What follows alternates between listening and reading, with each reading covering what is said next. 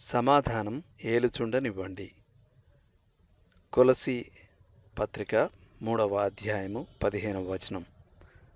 క్రీస్తు అనుగ్రహించు సమాధానము మీ హృదయములలో ఏలుచుండనీయుడి.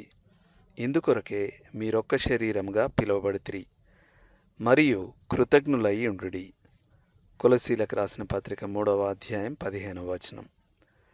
గ్రీకు క్రీడల్లో అర్హులు కాని పోటీదారులను న్యాయ నిర్ణేతలు తిరస్కరించేవారు. నియమాలను ఉల్లంఘించే వారిని అనర్హులుగా ప్రకటించేవారు. విశ్వసించు మన హృదయాలలో న్యాయ నిర్ణేత దేవుని సమాధానమే. మనం దేవుని చిత్తానికి లోబడినప్పుడు మన ఆంతర్యంలో ఆయన సమాధానం ఉంటుంది.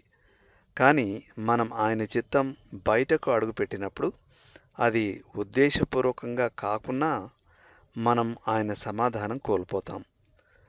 మన హృదయంలో సమాధానం ఉంటే మనం సంఘంలోని ఇతరులతో సమాధానంగా ఉంటాం. మనం ఒక్క శరీరంగా ఉండడానికి పిలువబడ్డాం. శరీరంలో మన సంబంధం సామరస్యం, సమాధానం కలదిగా ఉండాలి. మనం దేవుని చిత్తానికి వెలుపల ఉంటే తప్పక మనం సంఘంలో అసమ్మతి, అనైక్యత తీసుకొస్తాం. యోనా తాను సమాధానంగా ఉన్నానని తలంచాడు.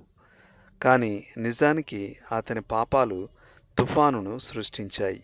యోనా 1వ అధ్యాయం 4వ వచనం.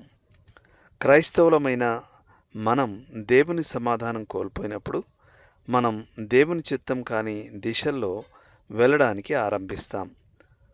మన అంతరంగంలో సమాధాన లేమిని పూడ్చుకోవడానికి మనం లోక విషయాలకు మళ్ళుకుంటాం. కానీ మన నుండి మనం తప్పించుకోలేం.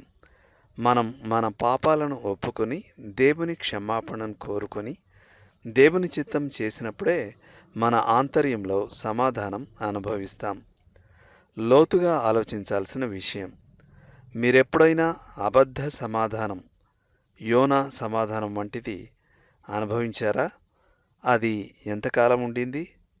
ఏం ఫలితాలు కలిగాయి? ఆమేన్.